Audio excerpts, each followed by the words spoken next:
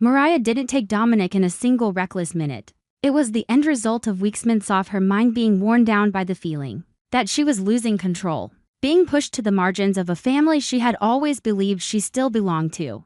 In Genoa City, doors continued to open and close as usual, but inside Mariah, everything felt like a corridor with no exit, where the echo of her own footsteps sounded like an accusation. Her fixation on Dominic stopped being pure love. It warped into a dangerous conviction that she alone could keep him safe, that every adult around him was failing him in some unforgivable way. A relentless inner voice kept whispering "save him," until Mariah began to see Abby and Devon not as parents, but as threats, people who would harm their own child simply because they couldn't grasp what Mariah believed she could see. The leaked direction of the story has been circling exactly this kind of spiral. Mariah pulled off course, clinging to a dark certainty, then running with Dominic as if speed alone could outrun consequence. And then it happened, cold, abrupt, like a blink that changes everything. Mariah snatches Dominic from a space everyone assumed was untouchable, as if being faster than the world for a single heartbeat could rewrite reality. Abby and Devon don't even get a chance to understand what's gone before terror bites down. Sharp and deep, the house becomes a trap overnight, one room leading to another, a parent's voice calling out and falling into emptiness. Devon tries to stay steady because he knows panic will only slow them down. But that steadiness is a thin coat against a storm. Abby is different. Fear inside her ignites into a raw, instinctive ragged mother whose most precious thing has been stolen. She isn't just devastated because Dominic is missing, she's shattered by the betrayal of it. The way the person who did this stood too close, was trusted too long, moved through their lives without raising alarms. Meanwhile, Mariah bolts for the road with a resolve that is already cracked. In the back seat, Dominic doesn't understand the full danger, but he feels the wrongness, the air heavy like smoke, the adult's grip too tight, the sharp turns making the world tilt. Mariah keeps telling herself that once they're out of Genoa City, once she gets Dominic somewhere safe, everything will brighten again. But she can no longer distinguish safety from delusion. Every road sign sliding by is a reminder that she's doing something she can't undo. She hears sirens, sees lights behind her, and the fear of being caught is no longer the fear of accountability, the terror of losing Dominic, the only anchor she's clinging to so she doesn't drown entirely in her own darkness. The chase doesn't unfold like an action movie, it tightens in a far crueler way, heart rate rising, sweat slicking her palms, breath running thin as if she's sprinting underwater. Mariah keeps checking the mirror, and every flash of red and blue feels like a cage snapping shut. She accelerates, then slams the brakes at intersections, swerving and slicing through traffic as though speed can defeat the truth. But consequences don't chase you with horsepower, they chase you with mistakes. And in her panic, Mariah begins stacking errors on top of errors, turning too hard, pushing past limits, cutting off other cars by inches. She isn't driving anymore. She's fighting something invisible in her head, something that hisses that if she stops, everything ends. If she stops, Dominic is gone forever. The crash lands like punishment with no warning. One careless instantaneous glance at the mirror held too long. One violent swerve to avoid something and a reaction a fraction too late, and Mariah's car slams into another vehicle. The sound isn't just metal collapsing, it's the sound of a future being snapped in two. Smoke blooms, glass scatters like rain. The street becomes a chaos of screeching tires, screams, horns blaring in harsh waves. And in the center of it, Mariah freezes, as if her brain refuses to accept what her eyes are seeing. The death of an innocent bystander or someone involved in the pursuit is not an accident, in any gentle sense. It's the black line that turns Mariah from kidnapper into a real murder suspect. No one has to announce it. It's there in the stillness on the pavement, in the horrified faces of witnesses, in the brief, unnatural silence that hits before everything collapses into sirens and shock. Dominic is pulled from the wreck in a state of profound trauma. He doesn't understand the word murder, he doesn't understand sentence. But he understands fear the way children always do, instinctively, completely. His eyes are wide, locked into the moment when adults turned into a storm. He is rescued, but rescue isn't the same as peace. Some injuries don't sit on skin, they live in the flinch when a loud sound erupts. In the panic when he's lifted into someone's arms. In the feeling of being unsafe even when he's back with his parents. Devon and Abby hold him with trembling hands, overwhelmed with gratitude and despair at once. Because they know the truth, they found Dominic, but they can't instantly bring back his innocence. Mariah is arrested at the scene, and in that moment, she pays a final, brutal price for self-deception. When the handcuffs close, she doesn't just lose her freedom. She loses the story she's been telling herself to justify everything. The grit of the road, the smoke, the strobing lights. This becomes an image that will haunt her. A frame in which she is finally forced to face the question she's been running from. Did she do this for Dominic? Or did Dominic become the substitute for the emptiness inside her that she couldn't name? Couldn't fix, couldn't survive? Even as the question rises, Mariah can't hold a clear answer. All she has is collapse of someone who truly believes she was saving a child, only to realize she has destroyed a life and shattered multiple families in the process. The news reaches Sharon like a blade. Sharon doesn't just hear Mariah kidnap Dominic, she hears a fatal crash. She hears someone is dead, she hears Mariah arrested. Each phrase is a needle driven into the place Sharon has been forcing herself to protect for years. The heart of a mother who keeps trying to believe her child can outrun the dark. Sharon breaks not because she is weak, but because she understands too well what it means to love a child who is slipping off the rails. Inside Sharon, two instincts tear at each other: the instinct to run to Mariah, to hold her, to shield her, to demand an explanation, and the instinct of a citizen, of another parent, who knows a death has happened and that this pain does not belong only to her family. Sharon is stretched between motherhood and morality like a rope about to snap. And the most horrifying part is that whichever way she leans, she will feel as though she is betraying a part of herself. Public judgment doesn't wait for Sharon to stand back up. Genoa City is no stranger to tragedy. But this time a child has been caught in it and a life has been lost on the road. People look at Sharon with a mixture of curiosity and contempt, as if she has failed as a mother for years, as if every effort she ever made to love, to heal, to rescue has been erased by Mariah's collapse. Sharon tries to keep her dignity. But dignity can't dull the ache when she imagines the family of the person who died. She pictures the late-night phone call, the scream, the questions that will never be answered. Then she thinks of Mariah's daughter Sharon has pulled back from so many ledges, now standing in front of a cliff larger than all the others, kidnapping and suspected murder. Sharon can no longer comfort herself with Mariah didn't mean it, because some consequences are not measured by intent. They are measured by what happened and what cannot be undone. Inside Abby and Devon's world, pain hardens into something else, a rage that won't go down smoothly, and the constant tremor of trauma. Abby looks at Dominic and feels her heart constrict and blaze at the same time. Every sign of fear in her child becomes proof that Mariah stole a piece of his childhood. Devon is broken too, but in a quieter way. He has to keep the family from splintering, has to turn fury into protection, has to stop the urge for emotional retaliation from destroying what remains of their humanity. Yet the difference in how they carry grief naturally creates fractures. Abby wants justice, wants Mariah to pay the full price. Devon can see the psychological collapse, can recognize how Mariah's unraveling looks like illness detonating into disaster. Neither of them is wrong. And that's why the conflict is so dangerous. They stand at opposite ends of the same pain, each pulling in a different direction. And in the middle is Dominic, a child who needs them united more than ever. For Sharon, this catastrophe becomes a double sentence. She is both the mother of the suspect and the woman,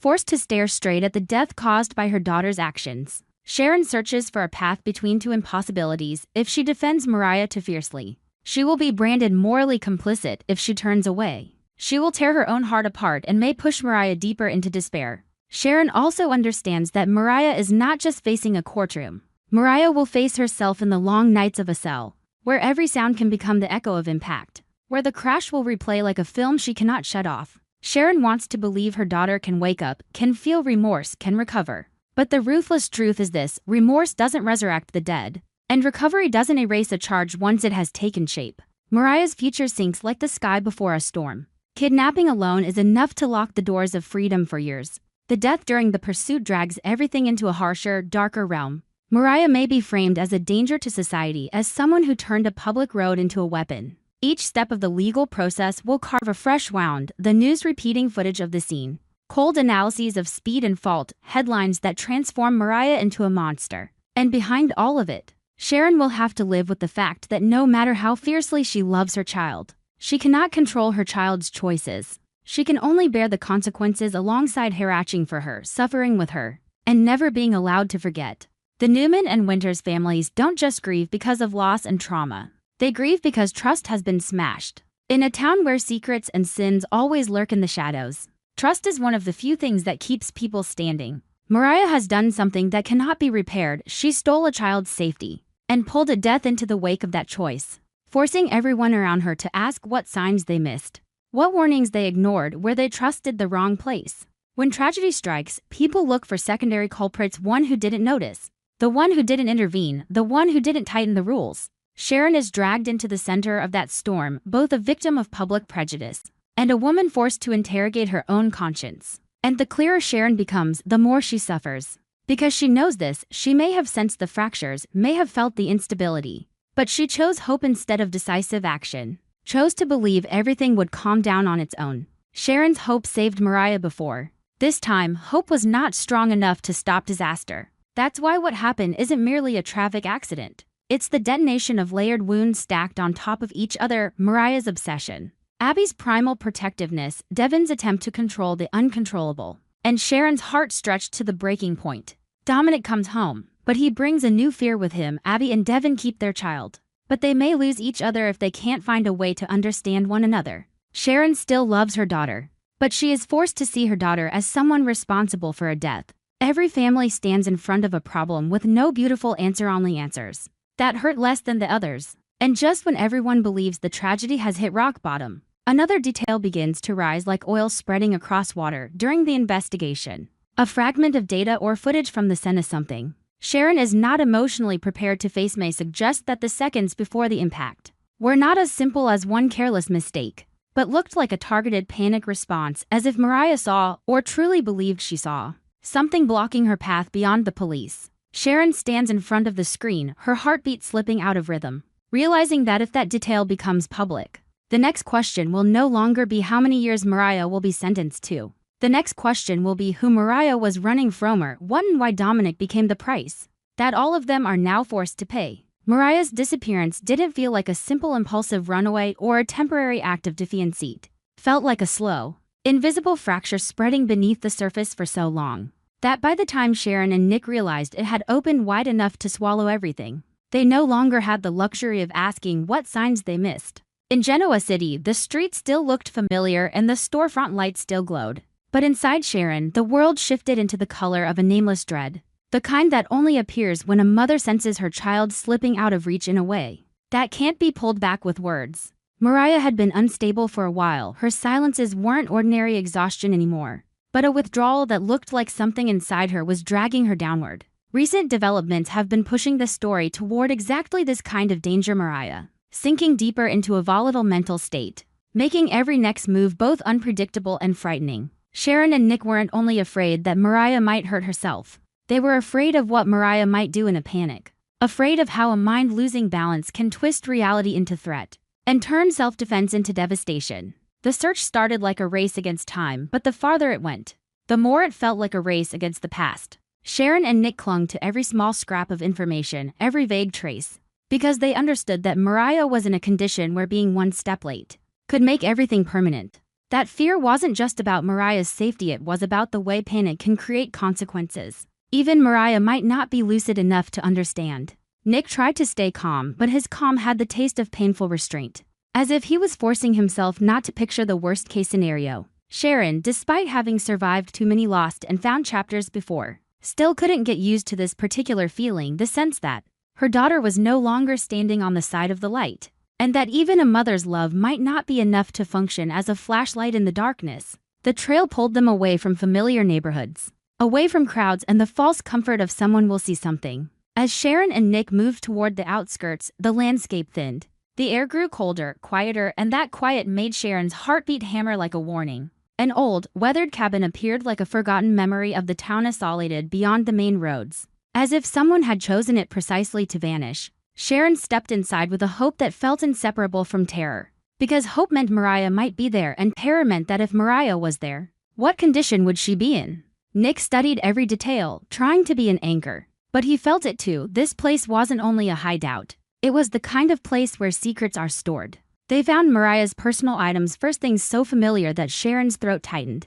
Small proof that Mariah had truly been there, that she had breathed there, that she had existed in the hours Sharon couldn't reach. But mixed with that familiarity was an unsettling wrongness, as if everything had been dropped not by someone calmly organizing, but by someone moving under the control of panic. Then they saw the old wooden box, not completely hidden yet not openly displayed either. as if Mariah had wanted to conceal it and wanted it discovered at the same time. Sharon's fingers brushed the box and a chill ran along her spine, because her mother's instinct told her this was where the story would turn into something far more horrific. Inside were strange documents and pieces of evidence, old photographs, a coded journal, and a few small items that looked insignificant but carried a weight that was hard to name. The photos weren't just old in time, they were old in the way buried memories are old. Shot at angles that weren't perfectly clear yet still thick with atmosphere, suggesting a chapter someone had tried to erase from the town's history. The coded journal made Sharon both confused and heartsick, because it proved Mariah had been living inside a maze of thoughts no one in her family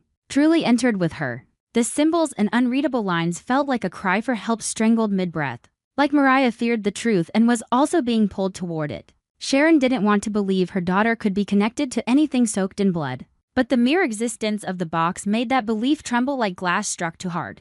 The cruelest part was this: the homicide hinted at by these objects wasn't directly connected to the chaos at the bar. It was a different thread, a different shadow, something older, something buried for years that was rising at the exact moment Mariah was most fragile. Sharon looked around the cabin and understood that Mariah, in her unstable mental state, might have stumbled into a secret a healthier mind would have avoided, or reported through proper channels. But Mariah was no longer healthy in a safe sense. When someone already on the edge discovers something monstrous, their reaction isn't always to ask for help. Sometimes they panic, invent explanations, convince themselves they're being hunted, and then they run. Sharon could feel that pattern in her bones. Mariah hadn't only fled because she feared being found. She might have fled because she feared what she had just uncovered in Genoa City's past. Nick tried to assemble the pieces with logic, but logic here was like trying to force water to stand still. The evidence opened a horrifying possibility. Mariah wasn't just missing, she was becoming a suspect in another case, an old murder, and her involvement there, accidental or because she knew too much, was enough to make her a target of both law enforcement and public judgment. Sharon felt pressure crush her chest like stone. One part of her wanted to scream that Mariah was only a victim of her mental unraveling, that her daughter couldn't possibly be the killer. But another part, her more experienced, the part that had seen too many tragedies in Genoa City, reminded her that people can do unthinkable things when they lose their footing, and that a mother's love is not armor against truth. From that moment on, Sharon was split in two. She had to worry about where Mariah was, whether she was alive or self-destructing, and at the same time confront the possibility that her daughter could be named in a long-buried homicide. The pain stopped being the pain of a search. It became the pain of a mother beginning to wonder whether she truly knew her child, or only knew the version of her child that was still safe to love. Sharon stared at the old photographs with her heart twisting, because even if they didn't explain everything, they revealed too much about a world Mariah had touched. And what frightened Sharon most wasn't the town condemning Mariah, it was Mariah condemning herself. An unstable mind can magnify guilt, can turn knowing into doing, can transform stumbling upon something into never being able to wash it off. Nick understood Sharon was sinking, so he tried to pull her back toward practical reality. They needed to bring this evidence into the light the right way, to understand what it truly meant before rumor devoured Mariah whole. But Sharon was pulled by another instinct, the instinct of a mother who fears that bringing it into the light is the same as placing her child on a pyre. Genoa City has never lacked stories that turn someone into a monster overnight, and Sharon knew that in Mariah's current condition, she would not survive hearing the world call her a killer. That's why Sharon became determined to investigate on her own to clear her daughter's name, and not because she wanted to defy the law, but because she feared that if she didn't act, Mariah would be crushed between two forces, truth that wasn't yet clear, and judgment that already was. Sharon's investigation didn't need any new faces to make it terrifying, because the most frightening thing here was the emptiness between facts. The symbols in the coded journal were like a locked room, and Sharon both wanted to open it and was afraid to open it. She feared that once she deciphered it, she might see something that would make it impossible to return to being a mother without conditions. But she feared even more what would happen if she never deciphered it, because not deciphering it meant Mariah was carrying a secret that could kill her literally or psychologically. Sharon realized she was standing in front of an unfair choice: face a truth that might shatter her heart, or leave her daughter alone with a secret that was already consuming her from the inside. The long-buried murder began breathing again through those old objects, threatening to shake Genoa City in a way its residents should be used to, and yet never truly become immune to. Because the past never returns only to be told, it returns to collect payment. And what made the atmosphere suffocating was the sense that Mariah had touched the town's most sensitive nervous secret connected to an old figure in Genoa City. A name that could make people flinch if spoken aloud. A story someone worked hard to bury so the present could remain intact. Sharon looked at the wooden box and understood, once the lid is opened, it can never close the same way again. Truth might begin as a small clue, but it spreads like fire when it catches the right wind. In that tightening pressure, Sharon still couldn't stop asking herself where Mariah was. Mariah's disappearance now carried two meanings: fleeing in panic, and fleeing because she knew too much. And whichever one was true, Sharon feared the same ending. Mariah might be trapped by her own terror by unseen hands. Determined to keep a secret buried, Nick stayed beside Sharon, trying to be a pillar. But he was haunted by the thought that every minute passing could mean Mariah going farther, getting lost deeper, or worse, losing the chance to come back at all. In Nick's eyes there was a quiet anger at circumstances, anger at this town's past, anger at everything that drove Mariah to the edge. But with nowhere safe to pour it, that anger hardened into a heavy silence. And beneath every event lay the bruising weight Sharon carried like something that would never fade. She had to live with the possibility that her daughter could be a suspect in a murder, even before she knew the truth. This is the kind of pain that teaches you what helplessness really means. Sharon loved Mariah, but love couldn't erase the photographs, couldn't instantly decode the journal, couldn't make the evidence disappear. Sharon could only keep moving forward, and every step felt like walking on thin ice. She feared that one day, when everything surfaced, Mariah would lose more than freedom. She would lose the chance to be seen as a human being who was sick, terrified, and lost. Sharon hated the feeling that she had to prove her daughter was still worthy of compassion. But she also knew that the world always forces mothers like her to do exactly that.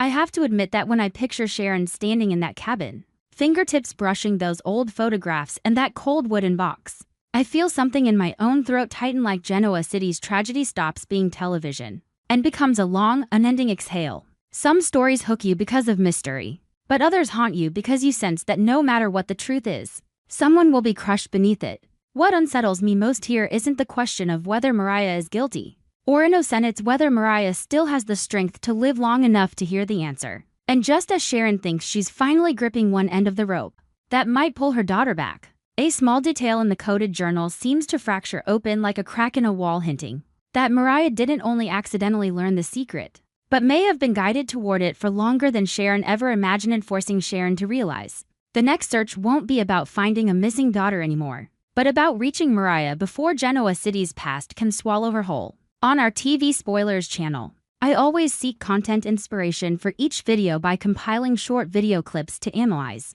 and offer my personal opinions. This channel specializes in analyzing, theorizing, and discussing plot points in the Young and the Restless series from the perspective of a longtime fan. Through this, viewers can gain deeper, more objective, and more interesting perspectives. Subscribe to the channel to stay updated on the latest news about the Young and the Restless series.